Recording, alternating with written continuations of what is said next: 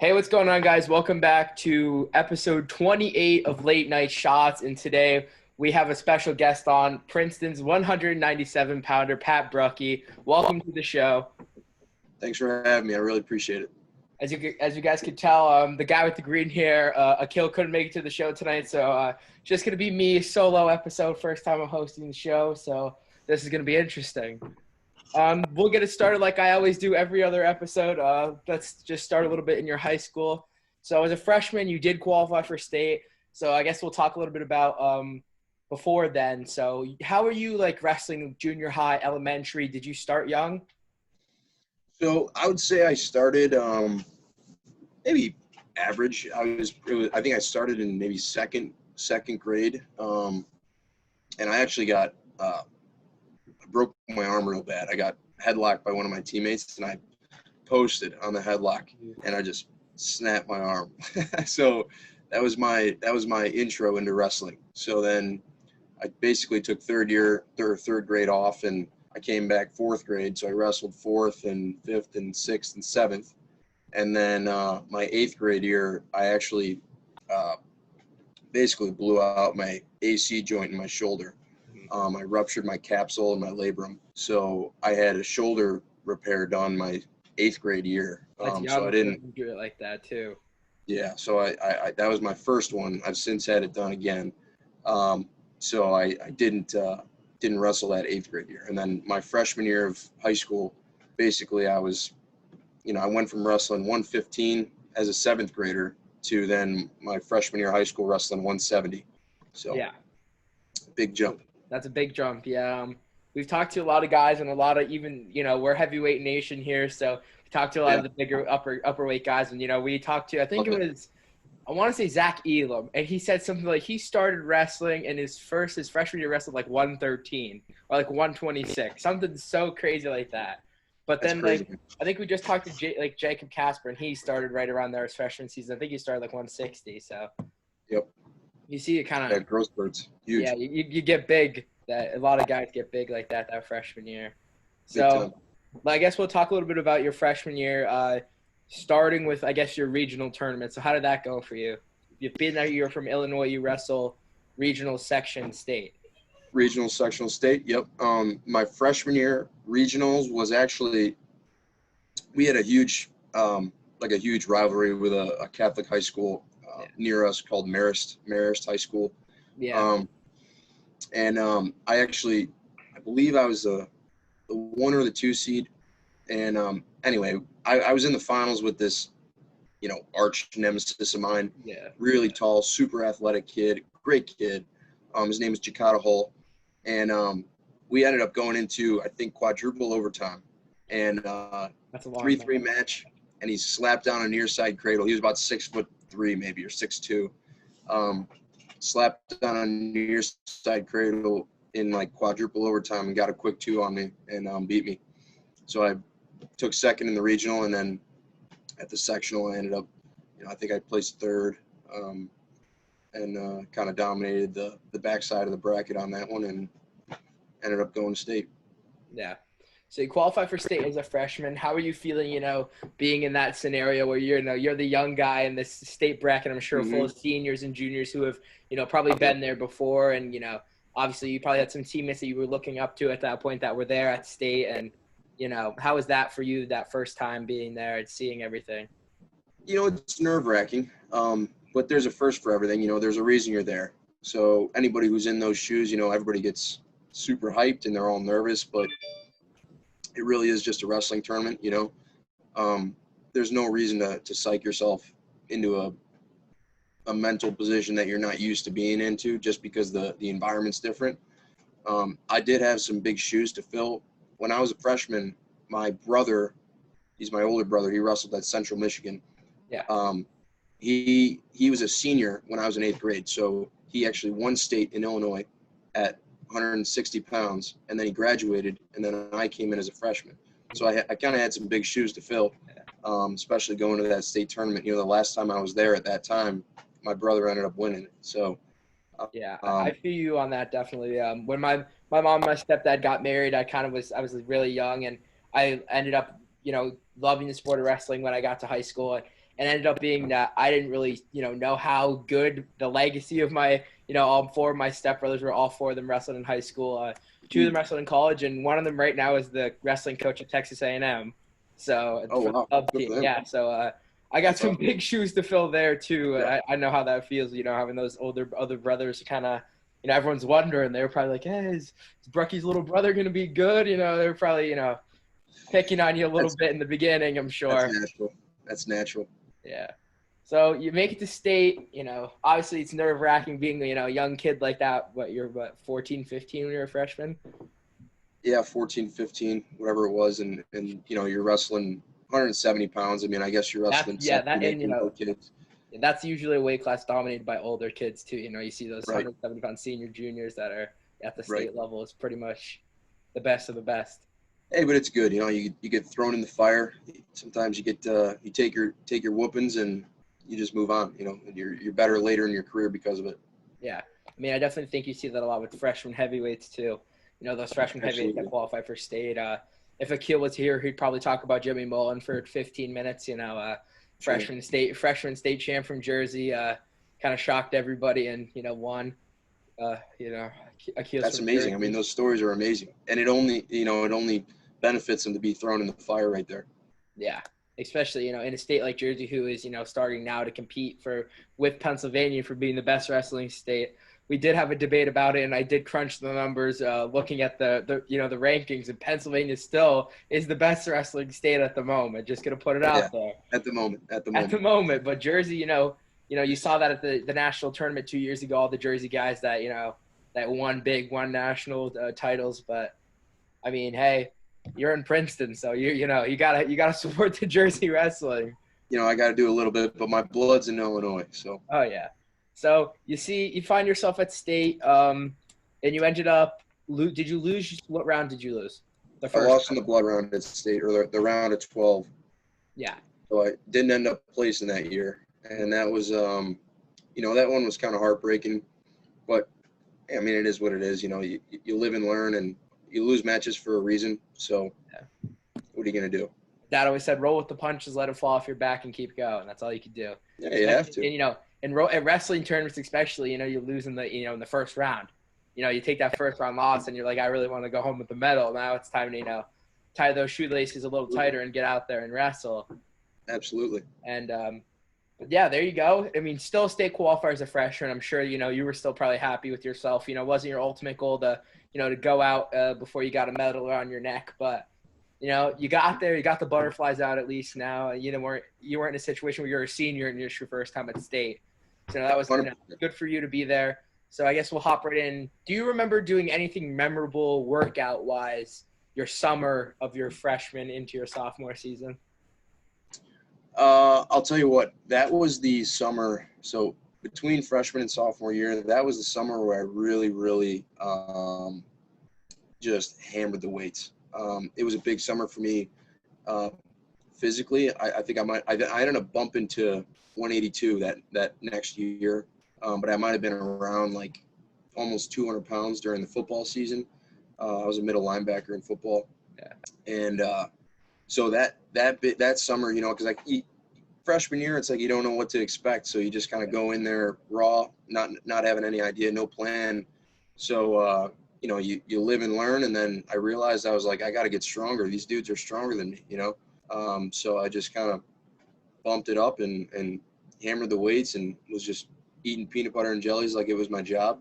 And I came back a little bigger, a little stronger. Yeah, I mean, we've talked to, a lot of guys now. We talked to Deacon, and I think Venz said this, Taylor Venz. When we talked about him, we mentioned you. And he said that when he saw you for the first time, that you're just massive. He said you're one of the biggest guys. He's like, you're one of the biggest, like, in shape guys he's seen at a tournament before. And I was like, we got to get him on the show. We got to talk about what he eats. And now we find out it's the peanut butter and jelly sandwiches that got you so big. That's all it is, man. Well, it's cool to hear. I mean, I'm pretty small. I'm probably smaller in person, unfortunately, but that's the way it goes. Yeah. So if Keel was here, he'd ask you this: What are your big three lifts? So squat, bench, and deadlift. What are your numbers looking like? Numbers wise, all right. Well, let's see. I haven't been able bench. Most I've been around is 405. Okay. Squat.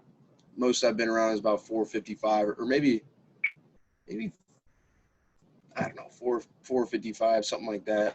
And then deadlift. Yeah, I deadlifted actually 555 when I was a sophomore in high school, and then I ended up cracking my pelvis in a football game, and I herniated my L5S1 disc because of that. So deadlifting turned into a total crapshoot after that. And then, of course, now I'm kind of, I just had a couple of hip surgeries, so I'm deadlifting is rough. Deadlifting and squatting are rough right now, but I've been benching, so I enjoy throwing the weight around. I think our heaviest deadlift was Don Bradley's 700-pound deadlift. I think you might have the heaviest bench, if not second. And I think your squat's probably like you're in the top 10 still. But, obviously you're a guy that just has the size. You have the frame though. We had the question of can we see you bump up to heavyweight? I mean, I think 197 is pretty much solidified that you're one of the top contenders now. So I'd love to go. I mean, I actually have a couple of heavyweight matches in my life. My freshman year of college, I wrestled heavyweight twice. They bumped me in twice in a duel. I wrestled heavyweight against Ryder, and then heavyweight against Brown. I ended up doing all right there, but I'm only like 5'10", so I don't have a massive frame. But I mean, I wish, man. I wish if I was 6'1", that'd be amazing.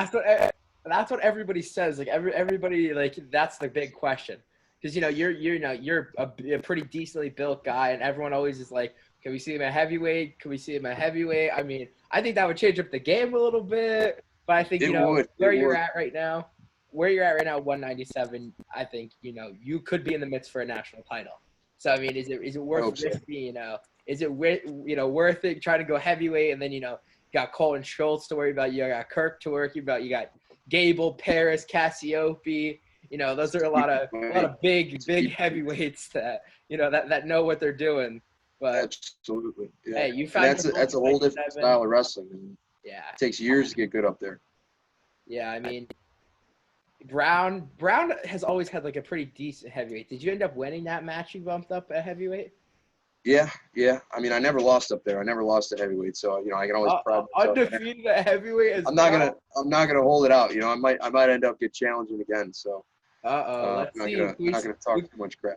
We could see a dual meet, bump up against Penn State or something. Hey, at an open tournament, might as well put you in there heavyweight, see what you could do a little bit. Yeah, there we go. I'll give it a shot. Might as well. So I guess we'll sophomore year. How did you do at state? You qualified, obviously. Yeah, I qualified sophomore year. I ended up I lost in the semis. It was one of those stereotypical stories. I had a takedown at the buzzer, didn't give it to me, so I lost 3-2 in the semis. And I ended up taking third. Yeah, so obviously a big jump. Obviously from losing that blood round scenario to now being on the third step on that state podium. I'm sure that felt pretty darn good for you. So did your brother place multiple times at state as well? My brother was 1 for 1. He qualified his first time as a senior, and he ended up upsetting a bunch of kids nationally ranked, and he upset the 1 seed in the quarterfinals, and he won it. So, hey, listen, I have wrestled 14 times in my high school career. I broke my tib fib, and then I broke my ankle 2 different seasons. So I wrestled 14 times. We're right now sitting with a 9-5 record. And in senior year, I have 1 more season left senior year, and I told myself I'd beat Anthony Cassar. I'm qualifying 1 time, winning it all, and I'm going to college. 1 for 1. There you go. That's my goal. Start. That's what I've been thinking about. There you go. That's what I've been thinking about. 1 for 1. Just get there stuff. 1 time and win it all. You can do it. Yeah, we actually had a local kid from around in Pennsylvania, like from our district where we're at. He never qualified for state. Makes it there, wins his first round match, wins his quarterfinals. He's in the semis against the returning 2-time state champ. Beats him 9-4, finds himself in the finals and loses by 1-0. Got ridden out, and he's got second. a kid that, I think he went like 2-0 at regionals. Still a hell of a tournament. Yeah, 2-0 at regionals, I think 3 years in a row. He was a 3-time regional qualifier, 4-time regional qualifier, went 2-0 3 times. And he was like, he was on a war path this season, though. He must have been eating his PB&Js because he got real big, and he just pounded kids. Well, good for him, man. Hey, that just goes to show you, I mean, any given Sunday, you wake up in a good mood, you're going to wrestle well. Yeah. So there you go. Get your third place medal. Obviously not where you wanted to be, especially taking that tough loss. A controversial loss, I guess you could say at that point. Did you argue it? Did your coaches argue? They did, but I mean, to be honest, I was probably, I don't know. I mean, I don't even know if I deserved the match. So there's that piece of it. If I didn't dominate for 6 minutes, then I didn't deserve it. So not much to argue. So you find yourself with the third place medal. Obviously, that's really great for a sophomore. So what did you do again? I'm sure you're obviously playing football again. Mm-hmm. You played football that season too. So How were you feeling that summer? Were you feeling like, hey, this is the time? Like it's time to put it on? Yeah, I think I definitely started training hard freestyle at some point between sophomore and junior, for sure. I ended up training a gym in Naperville, Illinois. It's called Overtime with Ed Geezy. He trained at Foxcatcher and Carrie. Oh, damn, I can't remember his last name. But anyway, we had Sean Bormet started Overtime.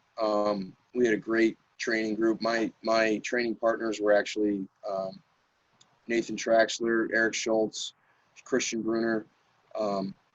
Warner would come up too, Jacob Warner. So, I mean, we had really good guys around my weight, so I was always trying to cycle in with them. And, we were training partners for our national team. So that was what my summer looked like. Yeah, we talked a lot about it was like, I think, Pinnacle, which is like another one of those big wrestling clubs like that too. And everybody says iron sharpens iron, and you just named some guys that are big NCAA wrestlers now, big college wrestlers just like you. So I mean, I guess that is kind of just showing like, hey, you're wrestling around guys like that in the room, and you can only go up from there. Absolutely, and it's crazy, I mean, those are high school guys, and I ended up losing my junior year in the state finals to Nathan Traxler. He's at Stanford now, but he was my training partner in the summer. I mean, we were bouncing each other off and knocking heads all summer. We traveled and everything. And we found state finals, and then we've met in college now too, and I've since gotten back at that one. But yeah, I mean, it's crazy how if you got the resources available to you, use them. Yeah. So you basically said it there. You get yourself in the state finals. How are you feeling in the finals? You're finally where you wanted to be. Yeah, that match. That's one of those matches, my junior year state finals, that that's one of the things you just never forget. The way I lost that match, it was not even close. I mean, I got dominated. I lost maybe 9-4. But it's like I was completely in the wrong mental space, and it's one of those matches that kind of scars you. You never forget.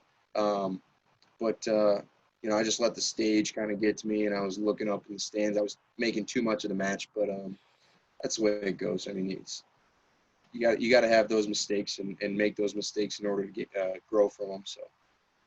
Yeah. So obviously you played football again, I'm sure, that junior year. Going into your senior season, obviously it's that that last ride with the boys. So how was your high school football team? Were you guys really good? We actually were. We were pretty nasty. My junior year especially, we were good because I always played with the grade above me. So my junior, my freshman year, I got pulled up to the varsity, and that was with all the guys that were older than me. So then, my sophomore year, I was with all the varsity guys, juniors and seniors. So like by the time my junior year came around, all my good buddies and all my good athletes were seniors. So it was like that was our year. And then we lost in the playoffs and couldn't make it to state that year. But we had a great team. We were really coherent, and it was just a fun team to be a part of. So I guess we'll just jump in a little bit on how your recruiting was going at this time. So were you recruited for either sport at this point? You're a junior, 2-time state medalist. How's the recruiting process going as a junior? So I was definitely getting a lot of attention as a junior from wrestling. I think I was getting, I was having some schools come visit me at school or visit tournaments and whatever, getting emails or calls to request transcripts. I was also getting some attention for football. I ended up kind of being in conversation with Notre Dame and Northwestern for football that junior year, but then I pretty much decided, I really just thought wrestling in college was harder. So I was like, it's harder. I was like, I can't take the easy way out and go play football. I mean, it's fun. It's everything, but what's going to make me the best man possible is choosing the path of the most resistance. You know what I mean? So I was like, wrestling in college, I have to do it. And then choosing a school like Princeton at that time it just seemed like the hardest possible thing I could do, Yeah. I mean, Akil also had to make a decision too. He was getting recruited for both wrestling and football, and he ended up taking a Division II wrestling offer from Shippensburg University. So he made that decision too to go wrestle instead of play football. But that's kind of where I'm at now. I was never a football kid. I'm not gonna lie to you. I was always big. I'm just I've always been built big, and I always was somebody the coach was always following me around school. You want to play football? You want to play football? You should play football. You want to play football? And I always said no. And then finally, my sophomore year, all my friends played football. All of them. They all were playing football, and I was like, oh, fine, I'll play football. So I came out, played football. I'm not very good. I'm not gonna lie. I'm not the best football player, but I played sophomore year, played junior season. And now I'm a senior. Now it's coming down to that point where I'm like, I'm talking to a lot of wrestling schools. I've been injured so much. Like I've taken some really, really tough injuries, and I've had 2 schools stick with me through those injuries, which I've been super blessed with. I thank God every day that I wake up and these coaches are still interested in me, to come wrestle for them. When I've wrestled, like I said, 14 times, 9-5 record, 14 times I wrestled.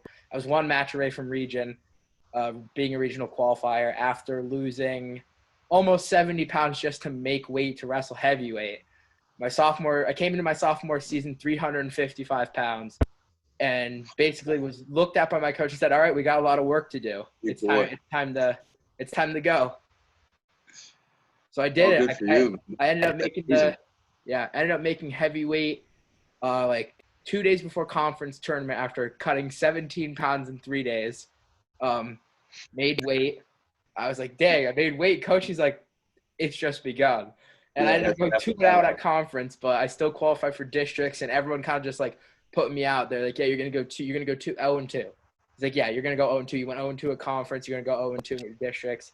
And I showed it to Wrestle. I took a really tough loss to the 1 seed the first round, and I ended up winning a match and then losing a match, putting me in 5th and 6th, top 4 qualify. So I was like, dang, I ended up pinning my kid. Yeah, I pinned my kid in like 28 seconds in the 5th and 6th place match. Fastest pin of the tournament. And fastest pin of the tournament. I was like, yeah, I got 5th. So I was 1 spot away. And all of a sudden, they were like, wow, like this isn't the kid we sleep on. So I ended up being take away the positives. Yeah. So I ended up being like picked to like qualify for regionals my junior season, which was my last year. And it was like 2 pounds over. We didn't even start the season yet, just cutting weight. Like it was probably like 2 weeks before we had our first competition. I was like 2-3 pounds over. So me and my one friend Joey, who's team captain, 2-time state qualifier, like 3-time regional qualifier, he's super good at wrestling, and I obviously look up to him a lot. And he's like, all right, like we'll do some stuff like at gym class. So I'm like, all right. So then all of a sudden they're like, yeah, let's come play basketball. So I go play basketball, and I go for a rebound and break my ankle when I hit the ground. And I'm like, no, this is it. So I go get it, and they're like, yeah, you're done wrestling for the season. I was like, that's terrible, man. That really sucked. That was like that. It's always the most unassuming reason why too. Mm-hmm. Basketball gym class. My coach is a math teacher, and at the school. So he gets the phone call from the nurse. I got one of your boys up here and his ankle snapped in half. Come upstairs. That's horrible. He marches up. He goes, "What were you doing?" I go, "Playing basketball." He goes, "What? Is it playing basketball?" He left. He was gone. Walked out. He's like, "No, not happening." He's like, "No way did our heavyweight just break his ankle playing basketball." He's like, "That's ridiculous." He ended up calling me that night. It was like, "Are you okay?" I'm like, "Yeah, I'm fine." But, that stuff that really put a dampening on my, my whole thing. But, I kind of, didn't do what I did before. Broke my leg freshman season. That's when I got really, really heavy. And I was like, you can't do that again. Like, you can't let yourself do that, because I don't know how many times I could cut that much weight for my body. Just is like, not good for you. Not at all. So, I've been good with that whole stuff. So I've been, really looking forward to senior year. So it's your time. You're a senior in high school. What were you feeling, after getting that third place your junior year? Yeah, so senior year was just like you just said, you kind of got to lick your wounds over the off season and heal up. There's so many bumps and bruises that you got to push through, and then you really got to just put it together for one last push. And there was I put a lot of pressure on myself to win a state title my senior year, and I was just driven, you know what I mean? Just driven, almost to a flaw. I pushed a lot of people away, but that's what it took, in my eyes, and I ended up going down there and getting the job done. I bonused my way through the tournament, so it ended up being okay. It was nice. Yeah. So you're there again in the finals, and what was kind of going through your head, where you were there the year before? I'm sure you were kind of like, hey, I'm a new monster now. So at this point, were you committed to wrestle at Princeton during the season, or did you commit after the season? I think I was. I think I ended up verbally committing, like maybe in the August something of my going into my senior year. Yeah. So like right around that range. So I think I knew what I was doing the whole year, and everybody knew. And it ended up being, it wasn't a distraction or anything. It was nice to just get it out of the way and focus on the wrestling. In the second, or the second time around I was in the finals, it was just kind of like, we've been here before. We made mistakes last time. Let's try and clean it up. So what was kind of going through your head? You guys, I'm sure, do like the big parade of champions, right? Where, you're kind of, yeah. So what was going through your mind where, they call your name and they call your opponent's name and you're there, just like you were that junior season, and, you shake his hand and you're like, all right, it's go time now. And, now it's real. Now it's, it's time to prove myself, put all the work that I've done, kind of show everybody that I didn't push these people away. I didn't waste my time. Basically you were kind of just trying to, mentally be like, hey, this wasn't a waste of time. Huge. I mean, that moment when you're standing in the middle of the mat, they got the spotlight on you, they put your names on the screen, and you go out to shake your opponent's hand before the match. It's like, this is it. It kind of hits you. It kind of sinks in. You're looking up, and there's, however many people in the stands, and the lights are going and everything, but it's still a wrestling match, And I was kind of fortunate. The kid I had in the finals my senior year, I wrestled him in the sectional finals a week earlier, or maybe the semifinals, and I ended up, I beat him like 17-5. I just kind of dusted him a little bit, and so when I got out there into the finals my senior year, it was just like, just take what's yours. You know what I mean? I just had that kind of grit. I think that's what you got to do. I mean, if it's yours, it's yours. You got to just freaking take it. So, you took it. You took it home with you. You get that gold medal around your neck, standing at the top of the podium. Yeah, I mean, I'm sure all you could do was smile at that point when they take that picture of you with the bracket and the medal, and, you're kind of like, hey, I was one step down, and then I was two steps lower, and I was, not even there. So, it's kind of crazy, the quick slope that you've had. Yep. Now you're going to college. it doesn't stop for you. Most of those guys, some of those guys go out there with the chip on their shoulder, knowing that they're never going to wrestle another match. Right. And, for you, you were blessed enough to be able to say, hey, I got 4 or 5 more years of college that I'm going to take this with me, and I'm going to take that, that heart and that feeling that this is mine and it's mine to take, and you take that with you to Princeton. So obviously you were someone who is smart. because, you know, you're definitely probably super well academic to get into a school like Princeton. So I guess we'll talk a little bit about for, you know, I've gotten the question before too, where it's like, how did you balance school and wrestling? You know, still being that good at wrestling, but keeping that, you know, good enough GPA to go to a school like Princeton.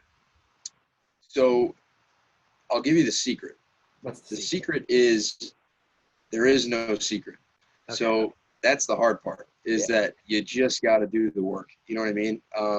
And the sooner you realize that, the sooner you become at peace with it. And you're just like, you know what?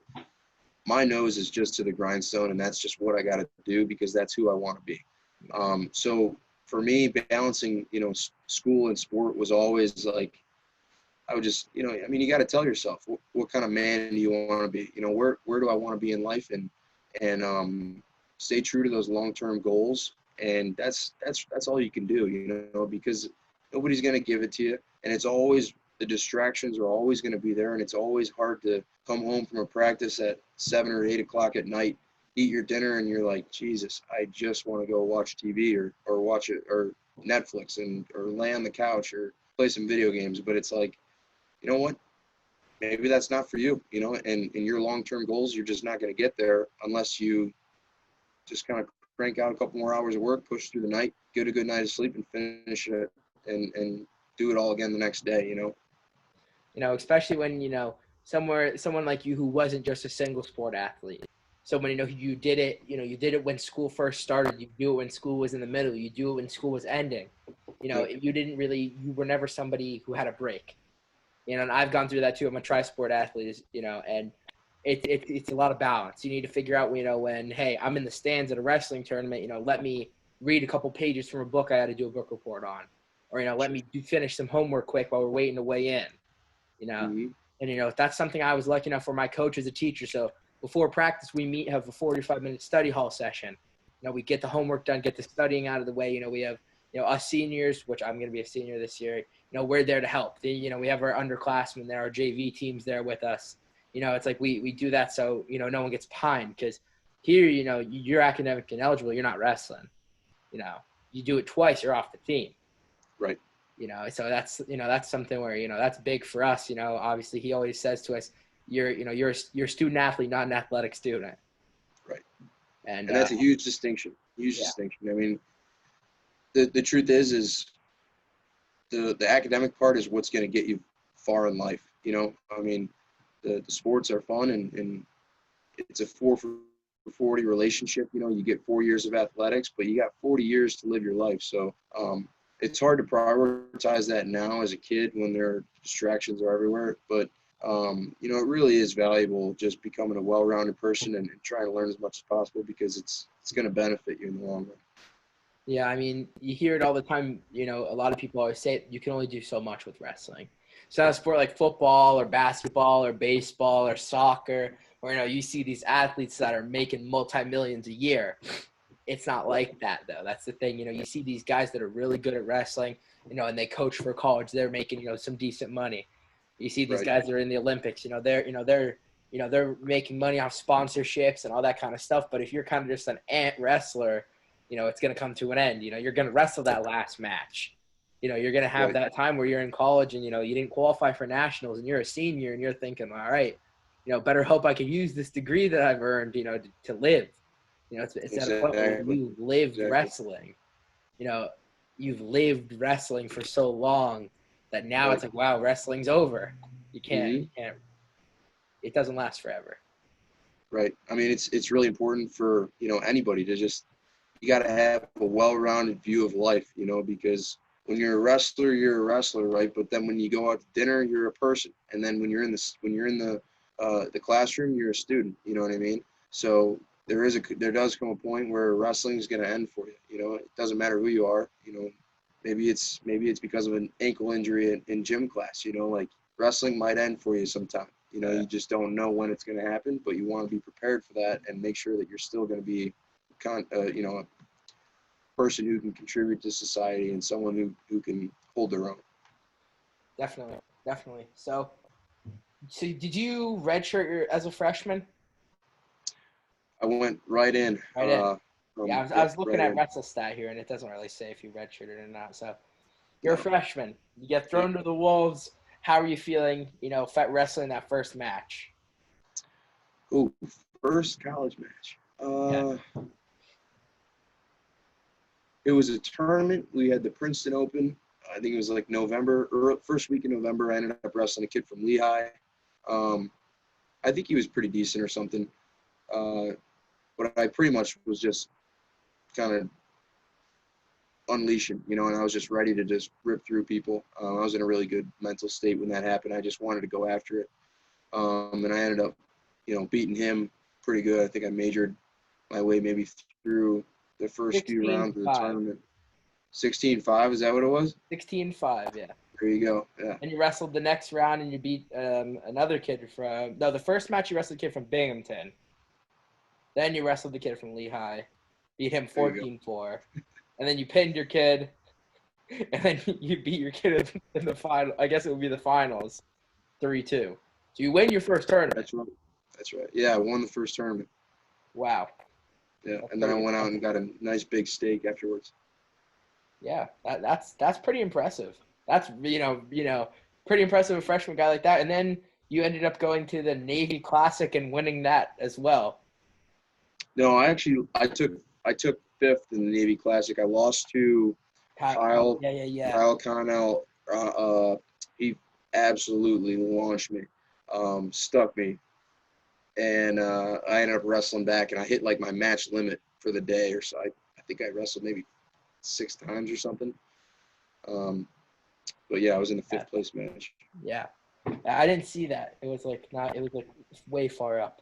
But yeah, I mean, obviously Kyle Cannell was somebody who had a really, really good wrestling at Kent State, a school that very rarely has those really, really good guys. And you saw him transfer last year, and he didn't really do as hot as everyone expected. But we're not going to talk bad about anybody. So it's your freshman year. You find yourself qualifying for nationals. Yep. So Princeton's in the what conference? EIWA. EIWA. So how was your EIWA tournament? Not good. My freshman year, I believe I was the 2 seed. And actually, so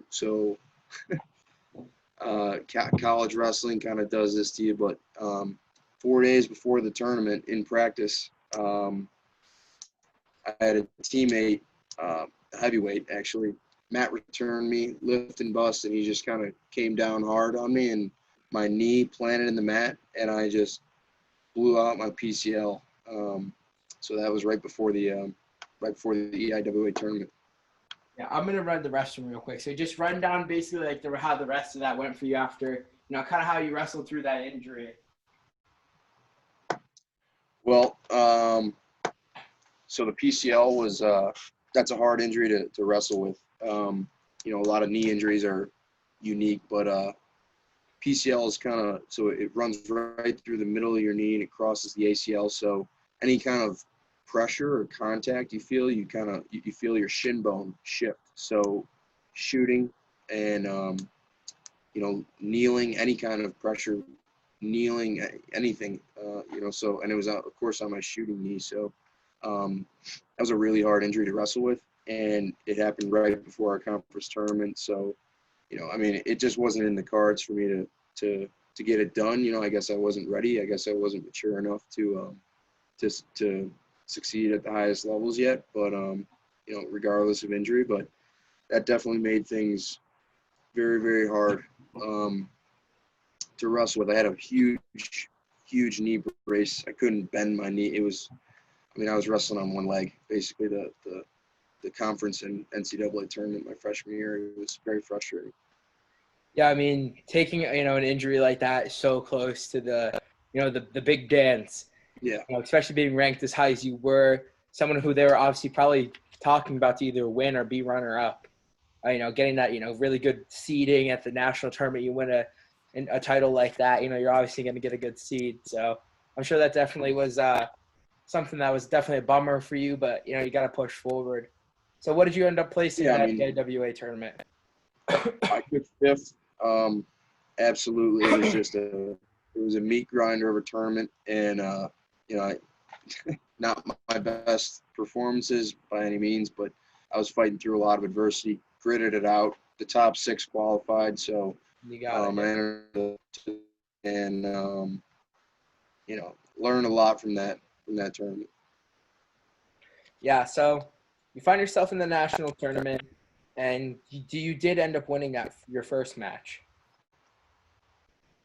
Yep, I wrestled one of my old teammates from high school, Christian Brunner from Purdue, and I ended up beating him. And then, again, I was kind of hobbling along, wrestling with basically one leg. It was pretty rough. And you mentioned academics and athletics, so it's a little behind the scenes about going to Princeton. Like, I took 7 hours worth of exams because it was our midterm exams week during the NCAAs. So I took 7 hours worth of exams proctored by my coaches in the hotel room the day before the tournament. So I was just fried. I mean, and that's Princeton University for you. So that is absolutely insane. I didn't even think that would like be a thing.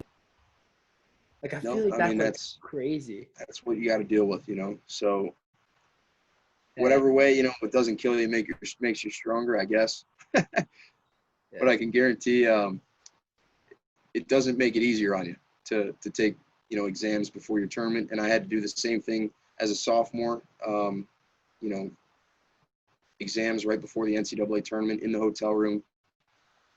Very frustrating, very stressful, very hard to succeed like that. So, but, what other option do you have? Yeah. So then you find yourself coming up to wrestle Colmore. At that point, it's rough. You get to that match and you're already on one leg after, an injury at practice that, took you out a little bit. And, he is Colmore. He would, end up being somebody who is, on the podium. That year he got 4? He took 4th that year. 4, yeah. 4th, yeah. He lost to Kyle Cano. Yeah. So you take a loss to him, and then you end up taking, another tough loss, ending your freshman season. Hey, still, a pretty decent season. You ended up, going, you did pretty well. You ended up going 28-10. Obviously a season that, hey, you can't be mad at yourself. You fought through some injuries and, it happens. Everything can't, always go your way. So going into that 2019 season, how are you feeling? Just ready to take some heads off? Yeah, man, I was clicking. I was in real good shape. Mentally, I was coming from a really good place. I was hungry. I was not happy with my finish. Not happy with the way I feel like my body kind of let me down at the end there in my freshman year. So I was not happy, and I wanted everybody to know that. So I just I was a man on a mission there for a little bit. Yeah.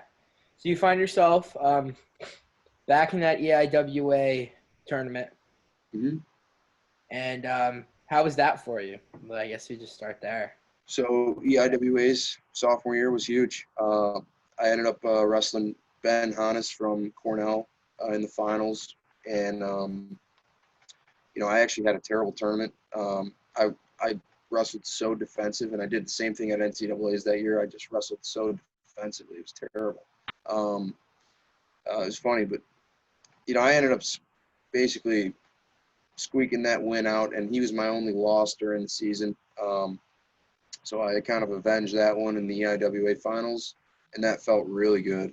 And I probably got the best night of sleep I had in months right after that tournament, just because I was finally at ease, getting that one back right before the tournament. So you find yourself winning that EIWA tournament, a tournament that you ended up taking 5th that freshman year. I'm sure you were ecstatic. Your coaches were probably so proud of you. And you're going to nationals. What was how were you feeling going into that? Like, just you ready to just take some heads off? Yeah, I mean, I think a lot. I'm kind of an overthinker, so yeah. Going into the tournament, I was thinking too much.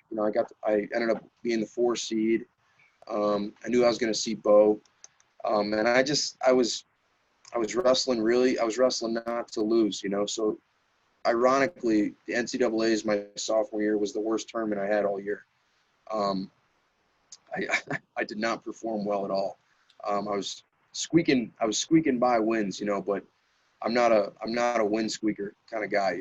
When I like to win, I like to win with a statement. So it wasn't necessarily who I wanted to be, but in a situation like that, you have to just take what you're given and get your hand raised. Yeah, so you end up first match you win 8-2. Then you do squeak out that next round match 3-2, then a 4-3 match. Then you're in that match against Bo Nickel. How are you feeling going into that match? I'm sure it's definitely That's cool. Yeah, that was a fun one. Bo's Bo. Freak, yeah. Again, yeah, he's a freak. But he's a human being. Again, I wish I had known what I know now. Wrestling Bo, would have been a lot more patient. Would have done a lot of things differently. Same thing with Colin Moore. I wish I got to meet him this year. I wish I got to meet Jaden Cox again this year. Like all these things, it's like you make these mistakes, and then hindsight is 20/20. So, but that's wrestling, So, yeah, Bo absolutely slapped down a far side cradled me up in front of however many thousand people, and the rest is history. You take a tough loss to Bo, but you took tough losses before. Right. You took tough losses the year before. You took a bunch of tough losses in high school. So it was kind of going through your head at that point. It was just, hey, you got to keep pushing. At that point, it's like I was luckily enough. I was in the semis, so I was already an All-American, and that was a huge weight off the back. That was the monkey on my back all season, pretty much my whole life. Becoming an All-American, so that was huge. Finally achieving that, and it's like, Pat, just climb as high as you can here. Physically, I was not feeling well. I think I was sick. I got sick that whole week, so I don't know if it was strep throat or what it was, but you're not feeling your best, and nobody is. But especially when you're not feeling your best, you got to just get your hand raised. So you end up being an All-American. Yeah. Obviously, that was something you were definitely proud of. I'm sure you kind of were getting that feeling again, like when you were younger in those state tournaments, that first time you medaled at state. I'm sure it's kind of feeling like that, like, hey, I'm here, I'm happy right now, but it isn't over for me. I'm not going to be satisfied with this, this spot here. Obviously you're probably looking up, staring at the guy at the top, like, hey, I'm going to be there. I'm coming for you. So, absolutely. You go into your junior season. How's that going for you? Oh, man. Junior season was a meat grinder. I was not in a very good physical state going into the season. Mentally, I was ready to go. I was so hungry. I was ready to go win a national title. I was so hungry after that sophomore finish, placing fourth. I know I deserve to be up there. I worked so hard and whatever, but my body just started to quit on me. I ended up having to get a shoulder surgery like 2 weeks before our first tournament of the year. So I got that. I had terrible hip issues pretty much my whole career, but it was getting to the point where I couldn't walk upstairs. I couldn't sleep, and I was trying to wrestle at a high level all season in the beginning of the season. So I was in a not a very conducive spot for winning a national title, but I chose to go through with it, and I take responsibility for that. I shouldn't have, but it is what it is.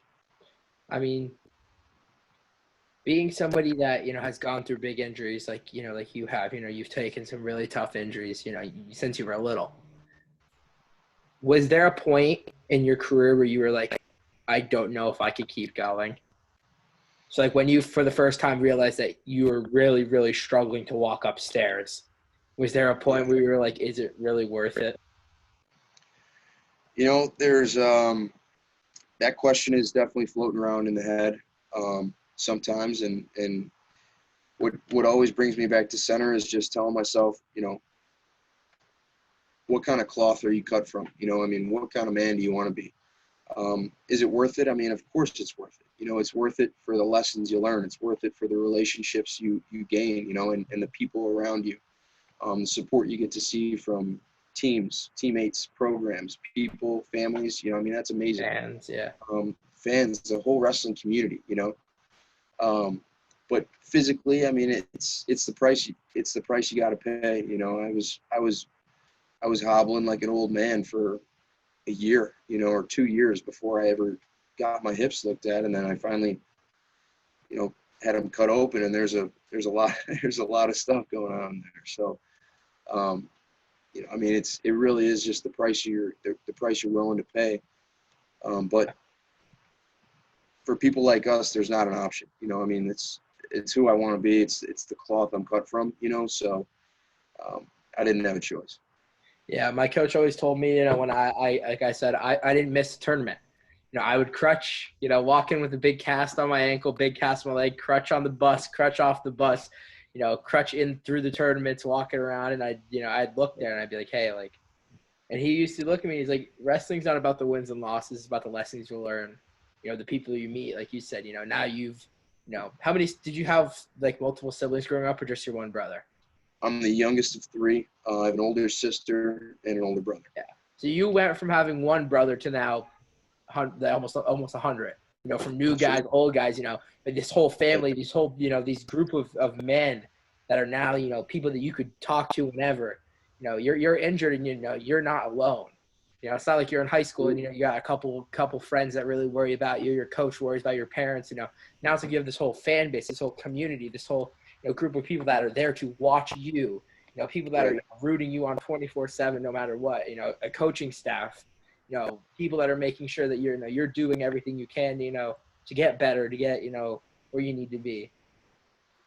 So I'm sure that, that probably made it a little bit easier to be like, hey, I can't quit because I'm not just quitting on myself, I'm quitting on them.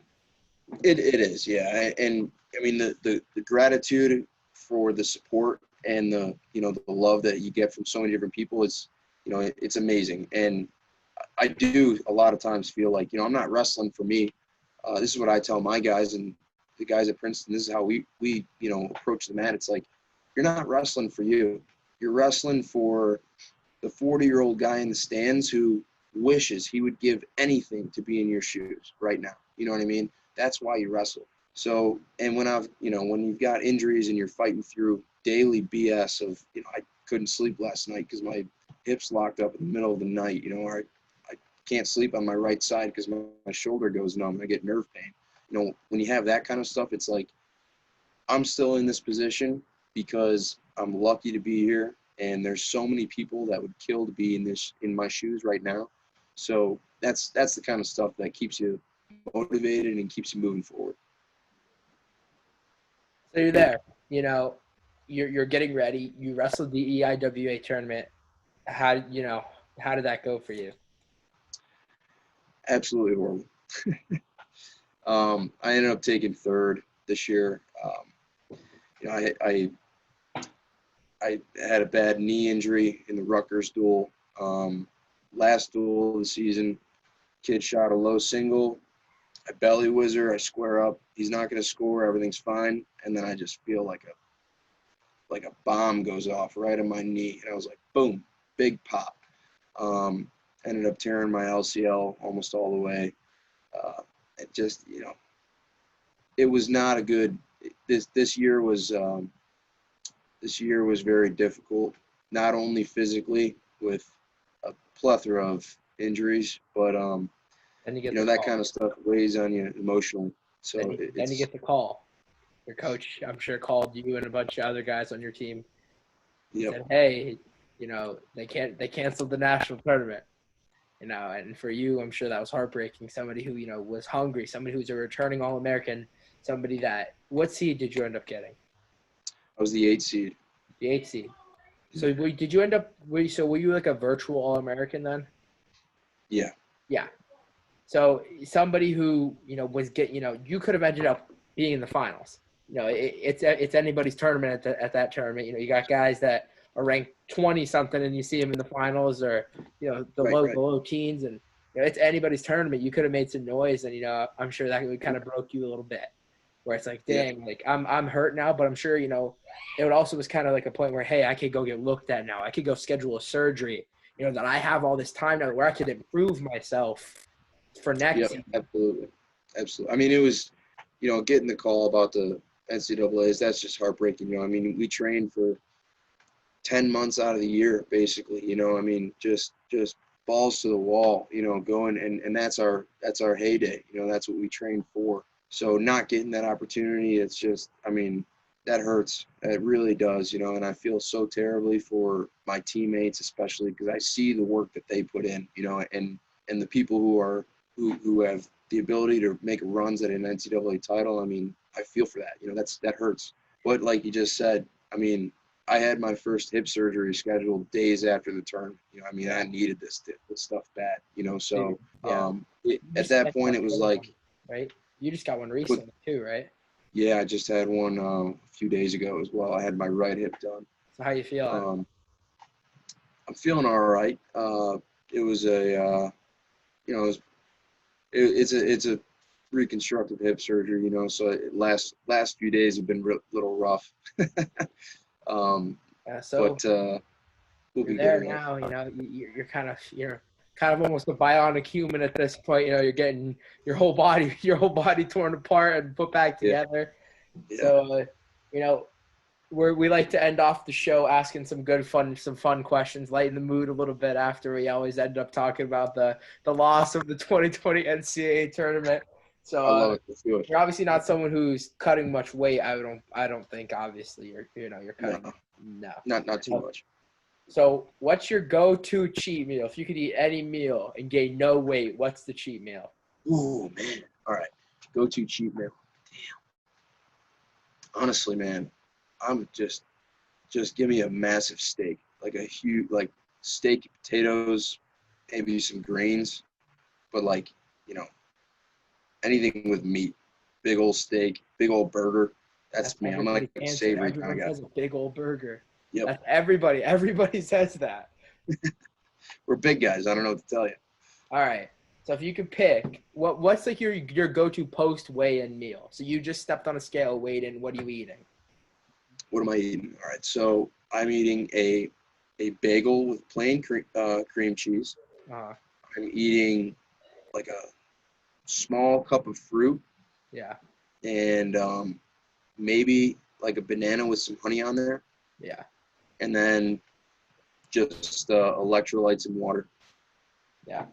All right. We'll ask this question like we usually do to end it off. If you could pick 4 of your teammates to take with you in the zombie apocalypse, who and why? 4 of my teammates. All right. I would probably bring a heavyweight. Why? Because he'd be a food source if we needed to. Yeah, so if you had to, yeah. I mean, hey, this is life or death here, I mean, I'll live on him. But I definitely would not bring Pat Gorey because, I'd probably end up just shooting him myself. That was somebody who we thought you would pick. We thought you'd bring Glory with you. He's a prima donna. I mean, hey, he'd be picky about all the food we went and rationed, he'd be complaining the whole time. He got 4 grapes and I got 2. What's the issue? Exactly. That's him for you. I think I might bring Quincy Monday. Quincy's discipline. I think we get along very, very well. But yeah, I think I would bring Quincy. He is somebody we invited on the show. Just going to put it out there. Quincy Monday. If you're watching this, we invited you 4 weeks ago. We're waiting for the response. We love you, Princeton boys. We'll get back to you. We got to get the Princeton boys on. We've had a lot of Big Ten guys. We're trying to work in some other conferences. We're tired of hearing about the same matches. We ended up having a bunch of winners and losers that wrestled each other, talk about each other the same 2 days in a row. We had like Gary Trotman, Trent Hilger, back-to-back episodes, and they just talked about each other the entire time. Nice. All right, that's good stuff. Quincy Monday. Good for the sport. Yeah, Quincy. And then I'm probably bringing a 74-pounder, Nate Dugan. because he's like right on the cusp. He was a starter for a little bit this season when we had an injury, but he'll probably be in our lineup next year. But he's a mountain man. You know what I mean? Like So you that's got the kind of guy I want. every team has a gun guy. So at a school like Princeton, I don't know if you have a gun guy, but who's the gun guy on the team? Oh, we got several gun guys. I mean, I'm a gun guy. Dugan's a gun guy. Jake Marsh is a gun guy. I'd probably bring Jake Marsh. Jake Marsh would be my fourth. He's a 57-pounder. That's only three. You get one more. I'm bringing a heavyweight. So and the heavyweight, yeah. All right, Pat. It was obviously wonderful to have you on the show. We hope to get some more your Princeton other teammates on here, but I mean, other than that, thank you. Best of luck to you in the next season. Hope you stay healthy. This has been episode 28 of Late Night Shots with Derek and Pat Brucki, and have a good night.